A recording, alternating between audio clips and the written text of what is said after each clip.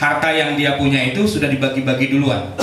Kamu dapat rumah ini, kamu dapat tanah itu, kamu dapat mobil ini, deposito itu dan sebagainya. Udah diatur begitu. Sebenarnya dalam Islam membagi-bagi seperti ini bukannya tidak boleh. Boleh, tapi namanya bukan waris. Namanya hibah gitu. Cuma karena mereka bilangnya tetap waris, ini hukum antara hibah dengan waris jadi nyampur. Kalau mau waris, waris saja, berarti tunggu yang punya mati dulu, dibagi waris. Atau kalau mau hibah, hibah saja, jangan bawa-bawa waris. Nah, kalau jangan bawa-bawa waris itu begini. Kayak ibu saya punya anak 4, laki 2, perempuan 2. Suatu malam itu kami dikumpulkan, lalu ibu saya bilang, malam ini mama mau menghibahkan rumah. Jadi ibu saya itu rupanya di Jakarta, walaupun orang Jawa, di Jakarta bisalah sedikit-sedikit nabung, bisa beli rumah kontrakan petak sih sebenarnya, gitu. Punya 2 rumah, bahkan 3, ya, 3. Anak perempuan masing-masing dikasih 1 rumah. Terus di tengah 4 orang keluarga kita ini, saya kakak beradik 4 bersaudara, ada 1 orang kakak saya sebenarnya itu bukan anaknya ibu saya. Itu anak yatim yang sejak kecil diasuh dan seperti udah jadi kayak anak, gitu kan? Secara hukum waris dia bukan ahli waris karena bukan anaknya. Itu dikasih rumah. Jadi perempuan ada 3 itu, 2 itu saudara saya, 1 lagi bukan saudara tapi dipelihara oleh ibu saya, dapat rumah. Setelah dikasih, ini kuncinya dikasih, surat tanahnya dikasih, ibu saya langsung, ya demikian, wabillahi taufiq wal hidayah, wassalamualaikum warahmatullahi wabarakatuh, gitu. Saya bilang, ntar dulu, jangan ditutup dulu. Ini adik-adik saya udah dapat, saya mana? Belum disebut nama saya, belum dikasih tahu dapat apa, gitu. Ibu saya cuma bilang begini, kamu tahu rumah itu punya siapa? Ya tahu sih, punya siapa? Ya punya mama. Gitu. Masalah buat kamu? Ya enggak sih. Ya sudah. Wassalamualaikum warahmatullahi wabarakatuh. Jadi Pak, kalau yang namanya hibah, terserah yang punya. Dia mau hibahin siapa, nggak hibahin siapa, berapa, nggak ada urusan.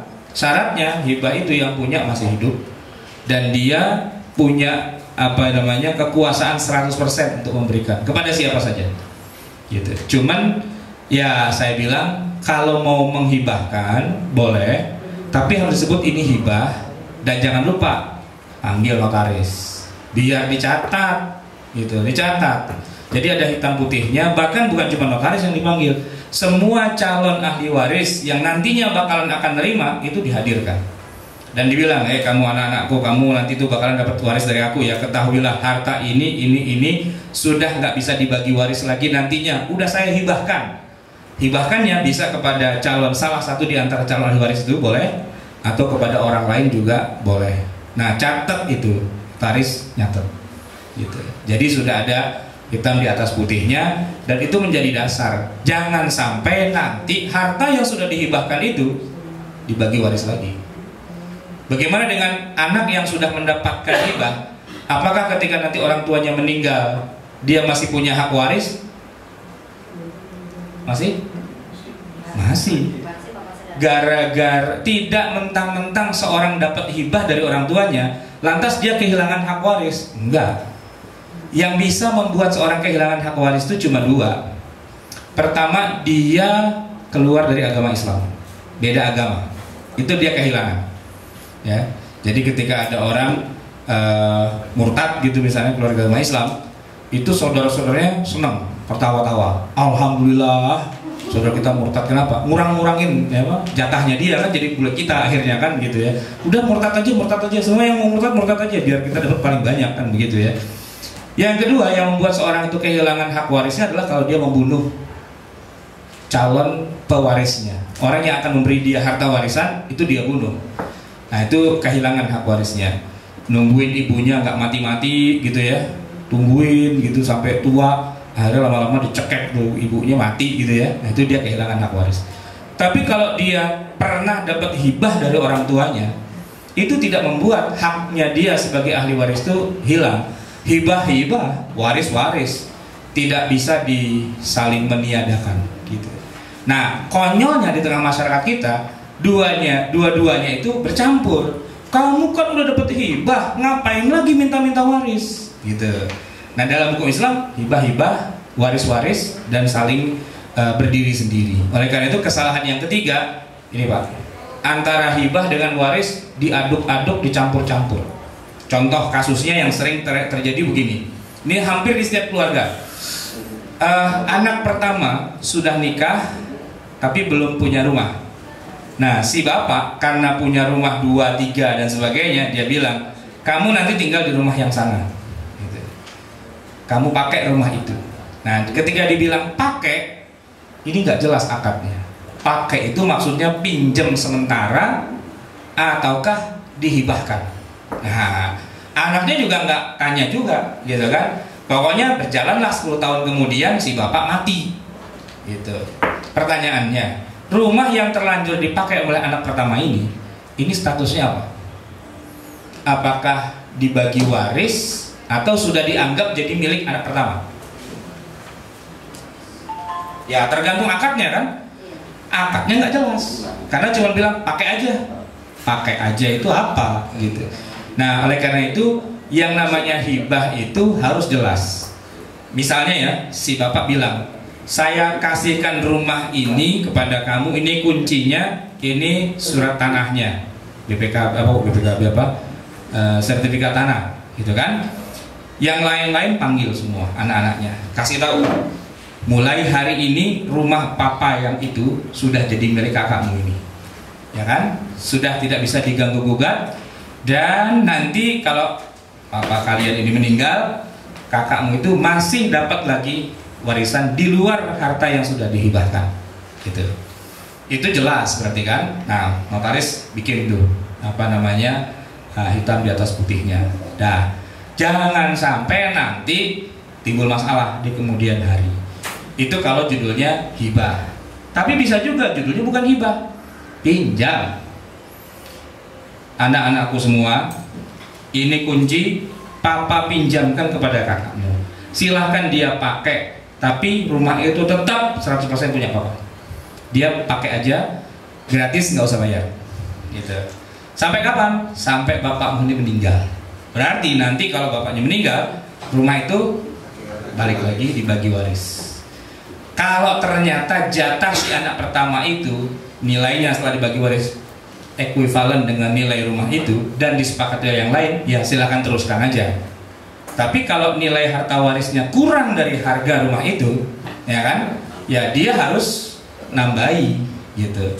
Kalau lebih harga rumah itu dari jatahnya dia, artinya harga rumah 1 miliar, jatahnya dia cuma 500 juta, ya dia harus bayar ke ahli waris yang lain 500 juta, begitu. Biar adil, jadi tidak terjadi yang namanya mengambil hak orang lain yang tidak dibenarkan. Ini hibah waris ini sering banget kejadian di tengah masyarakat kita, walaupun keluarga itu keluarga Islami, yang bapaknya Pak Haji, Ustadz, gitu ya, penceramah, mubalik dan sebagainya. Kalau ngomong yang lain Islam, giliran bagi waris kacau balau.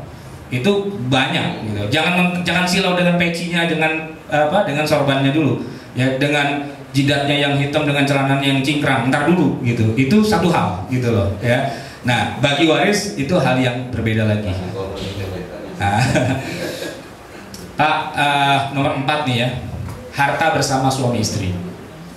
Jadi saya kalau boleh cerita dulu begini Pak, dalam bagi waris Islam itu, suami adalah ahli waris dari istri kalau istrinya meninggal, oke? Dan istri adalah ahli waris dari harta suami kalau suaminya meninggal. Ini kalau dalam Islam ceritanya semua pada punya anak ya. Suaminya meninggal, istrinya itu ahli waris dapat 1/8 dari harta suami. Misalnya hartanya 8M, istri dapat 1M, sisanya jatuh ke anak-anak, begitu ya. Dari harta suami. Sekarang dibalik, yang meninggal istri, suaminya adalah ahli waris dari istri.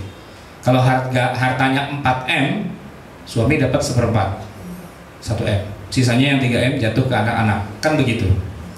Masalahnya adalah hukum ini nggak bisa dijalankan di Indonesia. Kenapa? Gimana ngitung 1/8 dari harta suami? Hartanya campur baur antara suami dengan istri, nggak ketahuan. Gimana mau dapatkan 1/4 dari harta istri? Wong hartanya itu campur nggak ketahuan punya siapa ini, punya suami atau punya istri. Nah, jadi nyampur-nyampur harta antara suami dan istri ini membuat hukum waris jadi nggak bisa jalan. Nah, sebenarnya bukan cuma di Indonesia, di Barat pun begitu juga. Maka itu orang Barat dalam masalah pernikahan mereka udahlah gini aja, 50-50 deh, gitu ya, 50-50 dipecah dua, gitu. Yang kita kenal di Indonesia menjadi gono gini, gitu loh. Sebenarnya dalam Islam itu tidak perlu ada gono gini. Kenapa? Karena harta, kalau dalam prinsip Islam, harta suami ya harta suami. Baik itu yang dia dapat sebelum dia nikah, ataupun selama masa pernikahan, ataupun sesudah pernikahan. Tetap semua harta yang dimiliki, yang didapat oleh suami, itu 100% harta suami. Sebaliknya, semua harta yang dimiliki oleh istri, baik sebelum nikah, sepanjang masa nikah, atau sesudah nikah, semua itulah harta istri. Prinsipnya itu.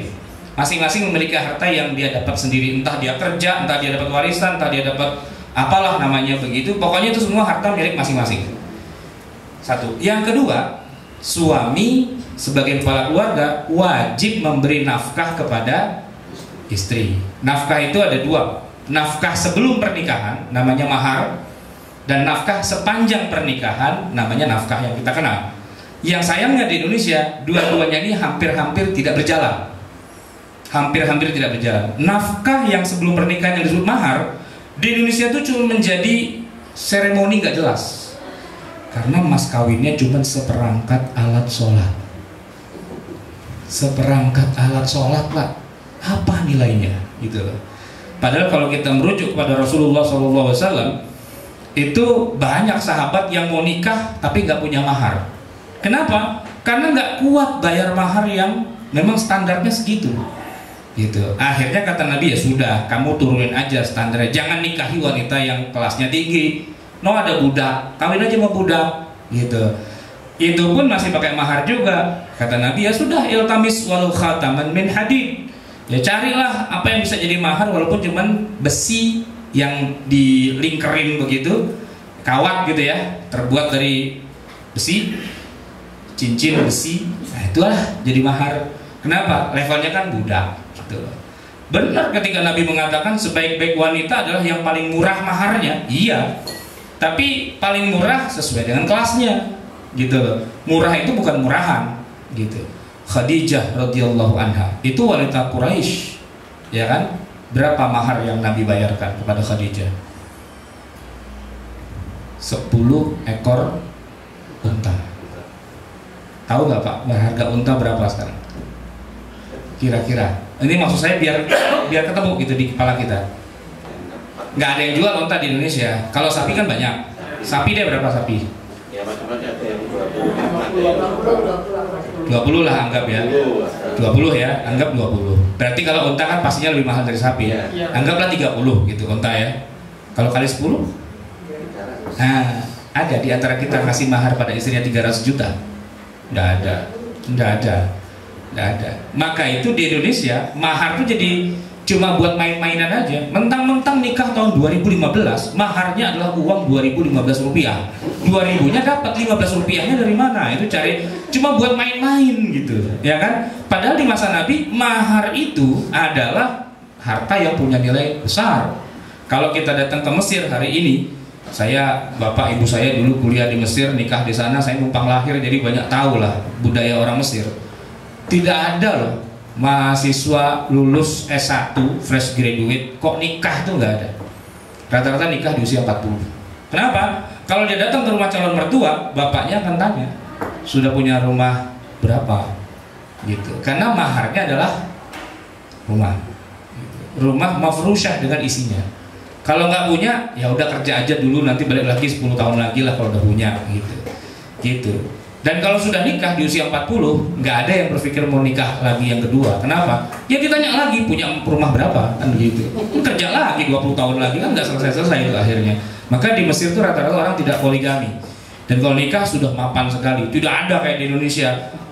Apa? Pak, saya mau nikahi anak bapak. Oh iya boleh. Nanti kalau sudah itu mau tinggal di mana? Ya numpang di sini Pak. Nggak ada itu pondok mertua indah itu nggak ada di Mesir itu. Ya kan? Maharnya itu gede gitu. Dan dalam Islam mahar itu haknya para wanita. Boleh seorang calon mertua nanya kepada calon mantu, kamu mau ngasih mahar apa, itu boleh, syar'i banget gitu loh. Yang di Indonesia tuh kemudian dihapus-hapuskan gitu, seolah-olah nggak ada. Ya bayangin, mahar cuma seperangkat alat sholat, 100.000 dapat banyak gitu, ya kan, dapat banyak gitu.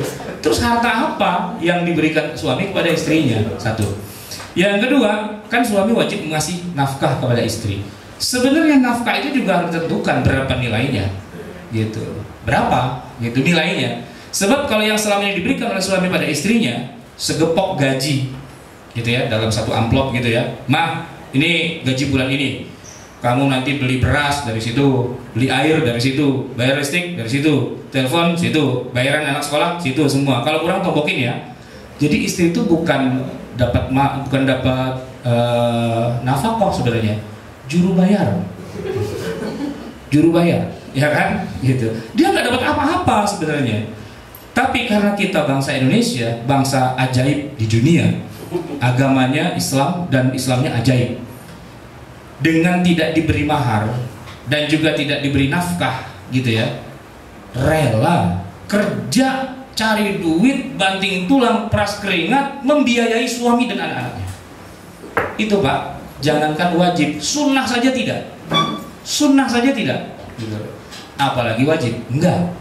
Tapi waktu saya ke Hong Kong, ya yang saya ketemu ya ibu-ibu, orang Indonesia, orang Trenggalek, orang Malang, orang mana itu kan, membantu rumah tangga. Gaji berapa Bu sebulan? Ya kalau kita mah hidup pas-pasan aja lah di sini, karena semua gaji kita kirim ke rumah Pak, gitu. Kadang-kadang bisa kirim 5 juta, 6 juta gitu. Suaminya di rumah sama anak-anaknya, istrinya yang kerja cari duit. Itu Pak, di seluruh dunia tuh nggak ada bangsa bisa kayak gitu. Makanya dosen saya orang Mesir, Dr. Syihab An-Namir itu mengatakan, saya suka sekali dengan Indonesia, khususnya para wanitanya. Ahlan nisa'i fil alam, wanita paling mulia di dunia itu orang Indonesia. Bayangin gitu loh, dia tidak diberi nafkah, tidak diberi mahar, mau suruh kerja cari duit buat suaminya. Suaminya nggak kerja Pak, di rumah dia burung, main burung bapak suaminya itu. Gitu. Maka ketika suaminya meninggal, kok tiba-tiba semua harta dianggap milik suami, mereka protes, kan gitu ya. Kita yang kerja, kita yang cari duit, kok tiba-tiba harta jadi milik suami semua? Ada dong harta saya di dalam harta keluarga ini. Oke, berapa? Nah itu dia yang nggak ketahuan. Karena nggak ketahuan Pak, akhirnya merem aja. Udah belah dua deh, 50-50. Itu cerita gonogini itu Pak, dari begitu. Nah kalau dalam Islam sebenarnya nggak begitu. Semua harta itu bisa dilacak gitu. Semua urusan keluarga tanggungan suami ya. Mulai dari memberi apa tadi yang pertama, mahar, nafkah, itu yang wajib Pak. Yang sunnah kan banyak. Ngasih hadiah tuh pada istri sunnah loh. Saya pulang nih Pak, bawa televisi yang terbaru ya, smart TV yang ukuran 100 inci. Masuk rumah aja nggak muat Pak, bongkar tembok gitu ya. Itu istri boleh Pak nanya, ini TV punya siapa? Gitu. Ya punya saya. Oh ya sudah, berarti kan punya suami kan. Ya kalau mau dijadikan hadiah, ya sudah, TV ini hadiah dari suamimu ini untukmu wahai istriku tercinta sebagai hadiah ulang tahun. Ya alhamdulillah, terima kasih. Gitu kan. Tapi istri yang baik itu dia punya catatan keuangan keluarga, aset-aset keluarga dia catat. Ya, TV 100 inci ya. Hadiah ulang tahun dari papa untuk mama, tanggal sekian. Pak, Araf, tanggal loh iya dong, jelas dong ya kan. Nanti kalau ada apa-apa nih TV punya siapa gitu, harus jelas gitu. Kemudian suami pulang bawa motor gitu kan. Motor buat apa nih? Buat suami kerja. Oke, istri mau kemana-mana nggak punya motor, naik ojek melulu. Istri kita diboncengin sama laki-laki bukan mahram gitu loh. Wah nggak tegel, udahlah istri beliin motor. Ketika dibeliin motor, istri bisa tanya, ini motor statusnya apa nih? Saya pinjem apa jadi milik saya? Gitu. Ya sudah, ini motor untuk kamu. Ya mana STNK, BPKB-nya balik nama, ya kan? Atas nama istri. Nah, dia catat lagi motor Honda, ya kan? Tahun sekian gitu. Pemberian dari suami kepada istri tercinta. Pak, tanda tangan. Gitu. Jadi jelas aset-aset keluarga itu punya siapa. Atau mungkin dimiliki bersama, tapi kebersamaannya itu tetap ada nilainya, ketahuan. Biasanya tanah atau rumah, ya. nyicil karena suami istri pegawai ya, tiap bulan dapat gaji gitu ya, dari gaji suami potong sekian buat bayar cicilan rumah, istri juga ikut bantu. Setiap kali bayar akan transfer ke bank tuh Pak ya, itu kan ada apa, slipnya, ada struknya gitu kan, dan di buku tabungan juga ada dari duitnya siapa, itu kan sebenarnya ketahuan. Jadi kalau harga rumah itu misalnya taruhlah misalnya 200 juta gitu, ternyata uangnya suami 150 juta, uangnya istri 50 juta, kan ketahuan. 75 banding 25 kan begitu ya. Nah, atau sebaliknya, yang kaya istrinya, suaminya mah numpang aja, numpang hidup. Biasa tuh Pak kalau di Jakarta itu gadis-gadis Betawi tanahnya lebar-lebar, selain jidatnya tanahnya juga lebar. Bapaknya orang kaya, kawin sama laki-laki dari daerah, dari Jawa, dari mana gitu kan. Ini yang suaminya cuma modal dengkul aja di Jakarta gitu kan, tanah mah punya bininya ya. Tapi begitu bangun rumah, nah yang kerja tuh kan suaminya tuh bangun rumah dengan harta suaminya. Nanti rumah ini tanah milik istri, bangunan punya suami, dinilai, di appraisal, ketahuan. Nanti kalau misalnya terjadi perceraian kah, atau ada yang meninggal kah, itu hartanya suami mana, harta istri mana, itu ketahuan. Jangan sampai kejadian seperti yang pada keluarga saya. Ini betul-betul keluarga saya yang ngalamin. Bibi saya, adiknya bapak saya perempuan itu, ketika beliau wafat, anak-anaknya, berarti sepupu saya semua itu datang ke rumah saya. Mereka nanya gini, manggil saya kan abang gitu ya, bang, ini gimana nih bagi-bagi warisnya? Dia bilang, ya udah bagi, gampang kok. Cuman kalian yang laki berapa, yang perempuan berapa. Yang laki anggaplah seperti perempuan kali 2. Kalau laki ada 3, perempuan ada 3, seperti anaknya ada 9. 3 kali 2. Nah, harta itu bagi 9, yang perempuan dapat 1 bagian, yang laki dapat 20 bagian. Selesai, saya bilang gitu. Bukan gitu Pak. Nah, bukan gitu Bang. Kenapa? Ini kan abang kita yang pertama itu meninggal duluan sebelum ibu kita meninggal. Oh iya, saya bilang. Ya berarti abang meninggal duluan. Ya nggak apa-apa, tetap dibagi, saya bilang. Kasih aja dia 2 bagian, nanti ahli warisnya kita bagi lagi. Bukan gitu masalahnya, dia bilang. Ternyata setelah kita cek di sertifikat tanahnya, ternyata tanah itu bukan milik bapak, tertulisnya milik ibu. Bapaknya emang udah meninggal duluan, Pak.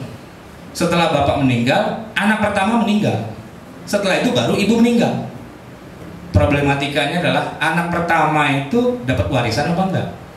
Harta ini bukan harta bapak, harta ibu ternyata, tanah itu. Kalau orang meninggal duluan dari pewarisnya, ya dia nggak dapat. Salah sendiri kenapa meninggal duluan, nggak dapat gitu. Yang dapat adalah pewarisnya ini meninggal, si ibu, baru nanti yang masih hidup itu yang dapat. Nah dengan cara begini, abang kita yang pertama tuh jadi nggak dapat apa-apa karena surat tanahnya milik ibu. Ah yang bener, sini mana? Ini nama ibu. Ada 2 Pak tanahnya nempel, dua-duanya nama ibu. Saya jadi mikir, apa benar nih tanahnya milik ibu saja? Jangan-jangan dulu hartanya dari bapak, terus beli tanah atas nama ibu. Saksinya udah nggak ada Pak, mati semua. Udah zaman dulu. Ya kalau secara legalnya ya ini harta ibu jadinya. Kalau emang harta ibu, anak pertama yang meninggal duluan nggak dapat. Berarti kalau dia punya istri, punya anak, nggak dapat sama sekali. Dan itulah yang akhirnya dilaksanakan. Cuman perasaan saya kok nggak enak gitu loh. Masa sih surat tanah dua-duanya punya ibu gitu loh. Jangan-jangan bapaknya juga punya hak sebenarnya di situ. Cuman nggak ketahuan, nggak tertulis. Nah itu. Jadi cerita harta bersama suami istri Pak, ini ceritanya jadi panjang dalam Islam gitu. Oleh karena itu yang harus kita sosialisasikan nanti, ini bukan masalah matre antara suami istri kok hitung-hitungan ya, bukan itu. Tapi gimana caranya biar harta suami itu jelas, harta istri itu jelas, makainya boleh bersama. Misalnya lemari es gitu ya, saya beli lemari es, saya bilang sama istri saya, lemari es ini punya saya gitu. Artinya kalau ada bagi waris dan sebagainya, ini harta saya gitu kan. Tapi sementara itu silakan aja pakai. Kalau mau naruh makanan dan sebagainya, naruh aja di situ gitu ya. Atau istri saya beli TV punya istri saya dari duit hasil tabungan dia, ya sudah berarti punya dia. Saya boleh sih nonton, tapi minta izin dulu. Nah boleh nggak nonton TV? Boleh, ya udah pinjem dong remote-nya. 1 jam aja ya, setelah itu tidur. Ya udah 1 jam. Yang punya bilang 1 jam, ya kan? Ya, artinya secara hukum masing-masing itu pemilik hak dari aset-aset yang dia punya. Bisa secara keseluruhan dia memilikinya, atau bisa memang dimiliki secara bersama, tapi tetap harus ada berapa persennya. Dan itu bisa dilacak seharusnya. Repotnya kalau sudah terlanjur nggak bisa dilacak. Nah ini yang jadi ribet akhirnya. Akhirnya ya dibagi 2, 50-50, keseringannya begitu. Tapi apa benar itu bagi 2 begitu caranya? Sebenarnya nggak juga, karena pada dasarnya ya tetap ada hak masing-masing yang kuat. Baik, ini yang keempat ya. Sekarang yang kelima, menunda-nunda pembagian waris. Ini juga sering terjadi di tengah masyarakat kita. Tanah itu ternyata tanah kakek, yang mana kakek itu meninggal tahun 45. Tahun 45 udah meninggal, sampai gini hari tanahnya belum diwaris-wariskan juga. Kenapa? Karena masih ada ahli waris yang belum bersedia dan sebagainya. Ada nggak dibagi-bagi? Nah ini Pak, menunda-nunda pembagian waris, pertama dosa, yang kedua bikin masalah baru. Kenapa? Bapaknya meninggal, si ibu tidak segera bagi waris, nanti aja katanya. Kan 2 orang tua, 1 masih hidup, masa langsung dibagi waris, nanti ibu tinggal di mana? Anak pun nggak ada yang berani nanya-nanya warisan dari bapaknya. Kenapa? Ibu kita masih ada, masa kita ngomongin waris gitu. Berani-berani coba bilang sama ibu, Bu bagi waris yuk gitu. Woi anak durhaka, kuburan bapakmu masih basah, udah minta waris gitu kan, durhaka, aku untuk jadi batu gitu. Kan begitu biasanya Pak. Padahal kalau dalam Islam enggak. Yang namanya bagi waris itu ya sesegera mungkin. Nah kenapa kok sesegera mungkin? Karena ini dia, masyarakat kita selalu beranggapan bahwa yang namanya bagi waris itu sama dengan menjual aset, menjual gitu loh. Jadi bagi waris dalam pandangan kita nih, oh berarti rumahnya mau dijual. Bagi waris tanah, oh berarti tanahnya dijual. Enggak. Bagi waris itu tidak sama dengan menjual. Membagi waris itu membagi hak kepemilikan. Jadi rumah bapak kita ini ketika beliau masih hidup, itu rumah beliau seorang. Kita nih anak-anaknya numpang di rumah bapak kita. Termasuk ibu kita numpang di situ. Penumpang statusnya. Karena 100% milik bapak kan. Begitu bapak kita meninggal, orang meninggal itu tidak punya hak untuk memiliki. Berarti hak untuk memiliki rumah itu berpindah dari bapak kepada ahli waris. Siapa ahli warisnya? Ya kita. Ada istrinya, ada anak-anaknya. Islam sudah menetapkan istrinya itu ahli waris, haknya 1/8. Sisanya, anggaplah anaknya cuma 1 laki-laki misalnya, kan sisanya 7/8. Udah, berarti rumah itu sekarang jadi milik berdua, milik ibu dan milik anak. Ibu dapatnya haknya itu 1/8, anak dapatnya 7/8. Udah selesai. Ibu 1/8 ya, saya 7/8. Ya Bu, salaman, assalamualaikum. Dah tutup, selesai. Majelis pembagian waris selesai. Duitnya mana? Nggak ada duit-duitan. Kecuali yang ditinggalkan oleh almarhum adalah uang. Ya kita bagi uangnya. Tapi kalau dalam bentuk aset benda, ya tidak perlu dipecah-pecah. Urusan pecah-pecah nanti rapat pemegang saham. Nah, gitu. Ya sebagai pemegang saham dari rumah ini kita rapat gitu. Nah rapat, nah masing-masing kan punya suara. Ibu kita punya suara 1/8. Kalau anaknya ada 3 laki semua kan, yang 7/8 dibagi 3, ya kan? Silahkan rapat gitu. Kalau ada di antara anaknya yang kemecer pengen punya duit gitu kan, ya jual aja bagiannya dia kepada saudaranya gitu. Kalau emang belum ada musuhnya yang mau beli rumah itu kan, atau yang lain masih nanti dulu lah, jangan dibagi-bagi, saya punya hak atas rumah ini dan saya pengen jual bagian saya, ya jual kepada saudaranya sendiri, tawar-tawaran gitu. Nah kalau sudah dijual, dia dapat duitnya, haknya dia atas rumah itu kan sudah hilang. Nah, menjadi hak milik saudaranya atau siapapun lah yang memang dianggap berhak untuk ikut membeli rumah itu. Jadi menunda pembagian waris itu harus sedikit-sedikit kita arahkan, jangan ditunda-tunda. Nunggu ibu kita meninggal dulu dibagi waris, ini bermasalah Pak. Ditunggu, ibunya nggak mati-mati, anaknya pada mati, itu repot nanti. Jadi jadi multi level waris akhirnya gitu. ya kan, ada downline-nya lagi, wah ini jadi ribet ini urusannya gitu. Maka segera saja dibagi. Yang dibagi itu bukan uangnya, yang dibagi itu hak kepemilikannya, entah itu dalam bentuk aset rumah, tanah, dan sebagainya, gitu ya Pak ya. Baik, nah ini juga sering terjadi. Suami meninggal, istri tiba-tiba merasa menjadi pewaris tunggal, atau juga kebalikannya, istri meninggal, suami tiba-tiba menjadi pewaris tunggal atas hartanya, dan tidak boleh yang lain meminta haknya. Padahal kalau suami meninggal, istri itu cuma punya jatah 1/8. 7/8 itu hak anak-anak, dan dia wajib manggil anak-anaknya, anak-anakku, malam ini kita kumpul, tadi siang kita kuburkan jenazah orang tua kalian, suaminya saya. Sekarang malam ini kita bagi. Haknya ibu dalam harta bapakmu ini cuma 1/8. Sisanya itu hak kalian. Yuk kita bagi. Gitu.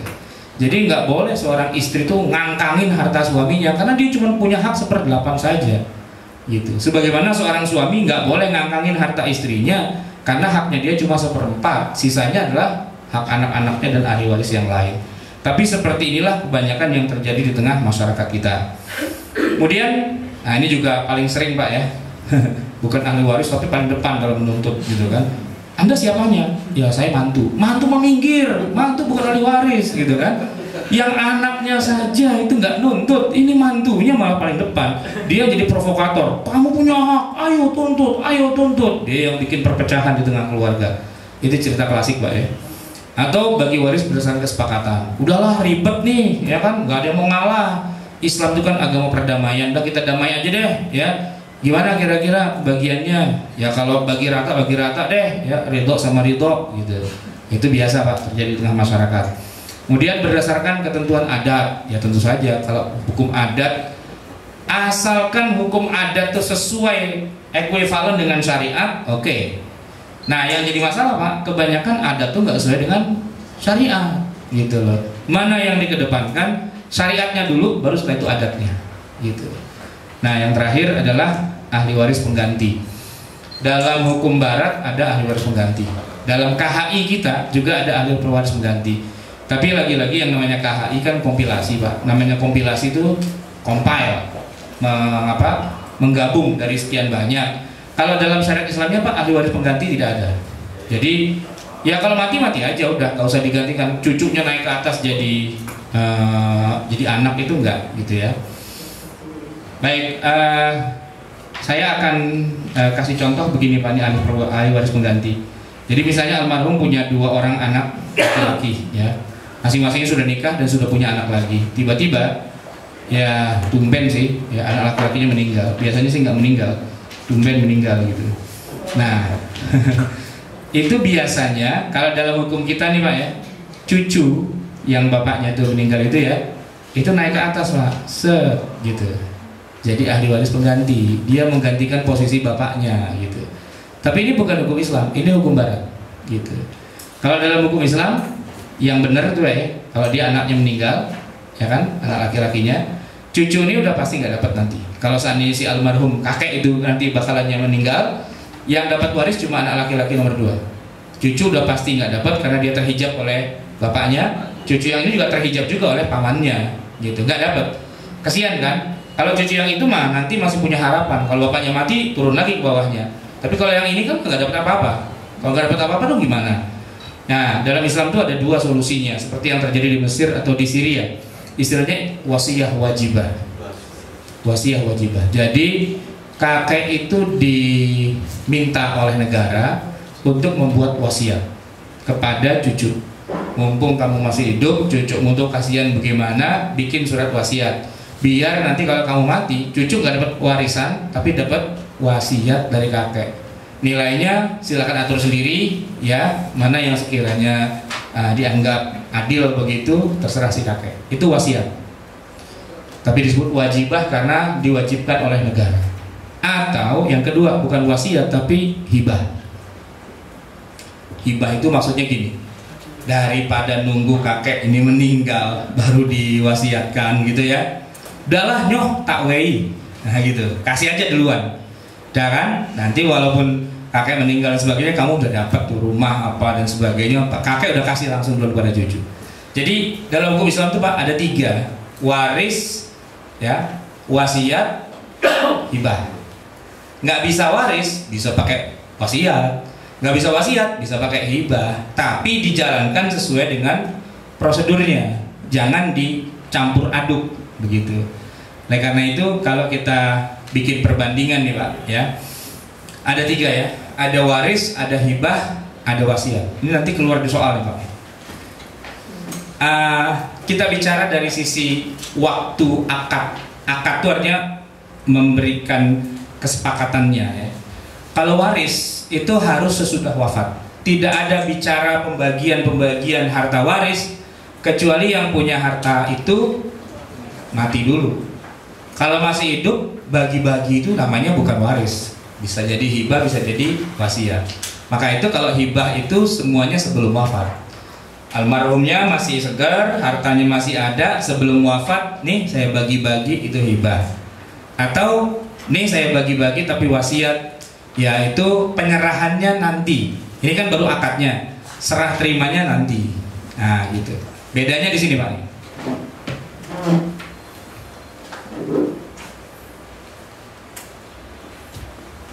Menyerahkannya kalau hibah sebelum wafat.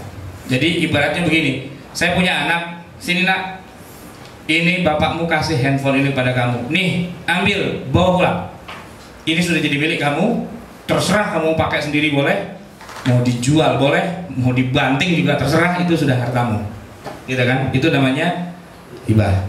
Tapi kalau wasiat, kalau nanti saya meninggal, handphone ini jadi milik kamu. Gitu. Sekarang, ya sekarang masih punya saya. Tunggu aja saya meninggal.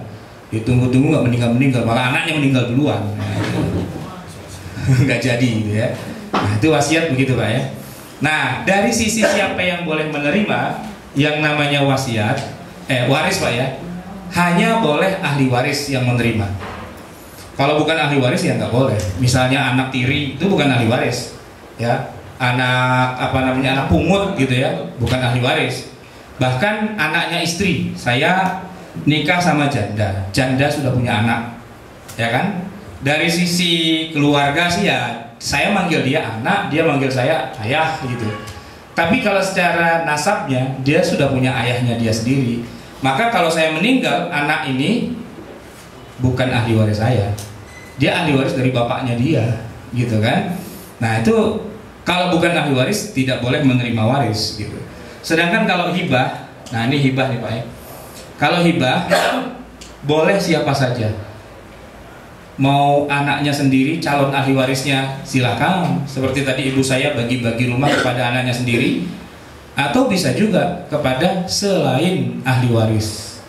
Jadi orang yang bukan ahli waris pun kalau mau dihibahkan silakan saja. Bisa gitu ya. Beda dengan wasiat. Nah, kalau wasiat justru syaratnya adalah tidak boleh kepada ahli waris sendiri. Ke depan sini mungkin silakan. Bisa.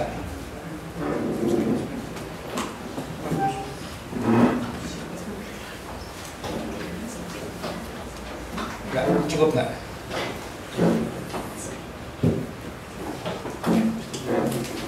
Jadi kalau wasiat ini Pak ya, ini penting sekali.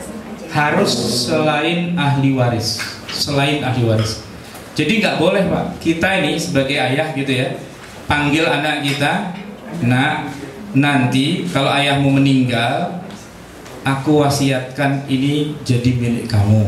Aku wasiatkan ini jadi milik kamu. Ada kedua, aku wasiat ini milik kamu. Itu nggak boleh mewasiatkan seperti itu. Kenapa? Ya mereka itu nanti pastinya juga menerima juga. Dan berapa-berapanya kan sudah ditentukan dalam hukum waris. Maka wasiat itu tidak boleh kepada calon ahli waris sendiri. Nah, kepada siapa? Selain ahli waris, siapa? Tadi itu anaknya istri. Ya kan? Anak tiri itu boleh. Anak-anak saya sendiri yang asli dari saya itu pasti nerimanya waris. Tapi anak istri saya kan bukan anak saya. Nah, itu saya bisa wasiatkan gitu. Atau yang agamanya berbeda. Ya, misalnya urusan iman kan susah nih ya. bapaknya Islam, haji pula, gitu. Anaknya kok beda-beda, Islam ada, tapi ada juga yang meluk agama lain. Kalau bicara waris Pak, hilang dia sudah, hilang haknya. Tapi si bapak ini, walaupun anaknya kok bukan agama Islam, tetap sayang, tetap mikirin juga, dan tetap harus ngasih juga. Nah, panggil anaknya yang non muslim itu, ya nak, kamu mau nggak dapat waris? Kalau dapat waris kamu masuk Islam. Wah, itu masalah akidah Pak. Wah, ya sudah. Sekarang gimana caranya? Ya bisa langsung dikasih saat itu juga, atau diwasiatkan, bisa. Atau kebalikannya, bapaknya belum Islam juga, ya anaknya sudah pada mualaf. Itu kalau bagi waris nggak bisa Pak, beda agama nggak bisa. Nah itu bisa saja anak-anaknya yang sudah Islam itu bilang kepada bapaknya, Pak, mbok dihibahkan dari sekarang, gitu. Atau kalau nggak mau dihibahkan, bikinin wasiat aja deh, gitu. Bisa. Jadi tidak pakai waris, bisa pakai hibah, bisa pakai wasiat. Nah dari sisi nilai harta, kalau waris siapa dapat berapa, semuanya sesuai dengan hukum faraid. Ada yang dapat setengah, sepertiga, seperempat, dan seterusnya. Kalau hibah itu bebas Pak. Bahkan 100% dia hibahkan pun boleh pada dasarnya.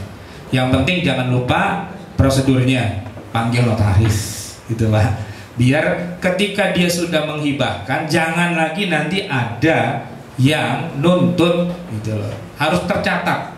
Soalnya gini Pak, kakek saya kebetulan di Jakarta itu zaman dulu, waktu sebelum meninggal sudah bikin hibah wasiat.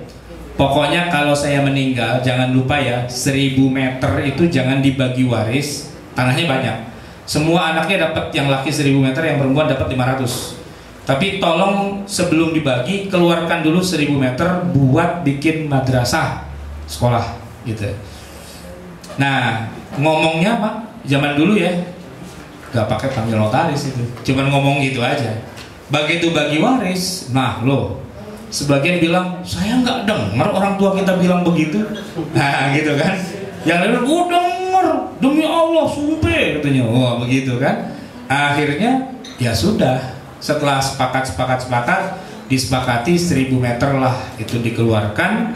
Tapi Pak, 1000 meter itu tidak ada surat-suratnya, gitu loh. Maksudnya apa ini jatuhnya waris, apa ini jatuhnya apa, nggak jelas gitu. Maka oleh ayah saya yang ke bagian suruh ngurus tanah wakaf ini, datanglah, karena wakaf sih Pak ya, bukan ke notaris, ke KUA. Ya, KUA itu ternyata bukan cuma ngurusin nikah, talak, rujuk saja, tapi juga masalah tanah wakaf.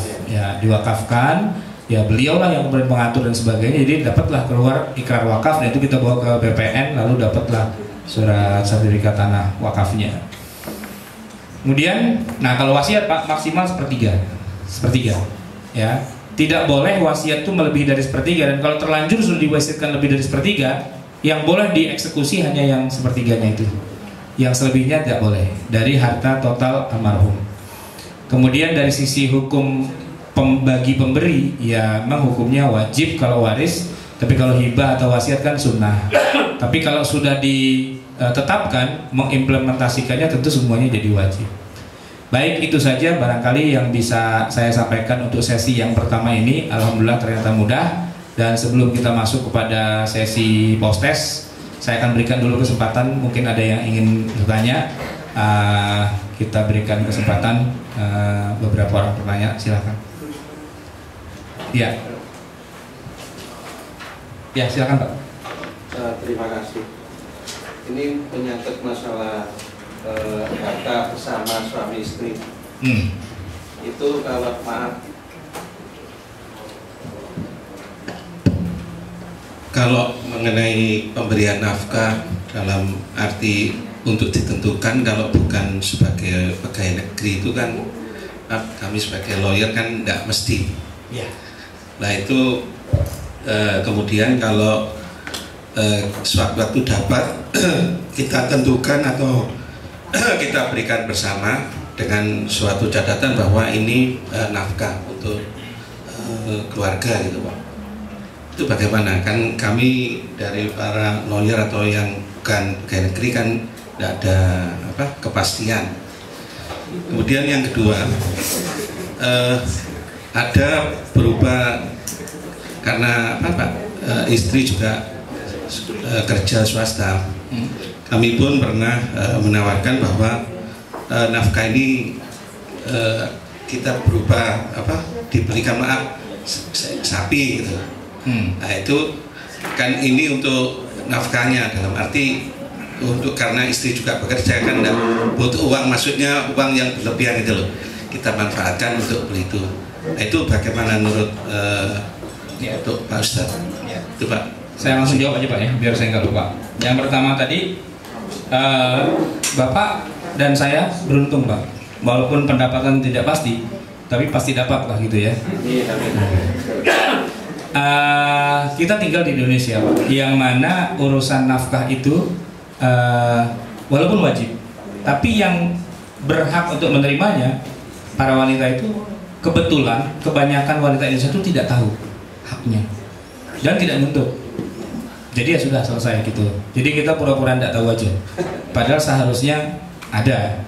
Nah, kalaupun ditanya wanita Indonesia mau mahar berapa, biasanya dia nggak jawab, cuma nunduk saja.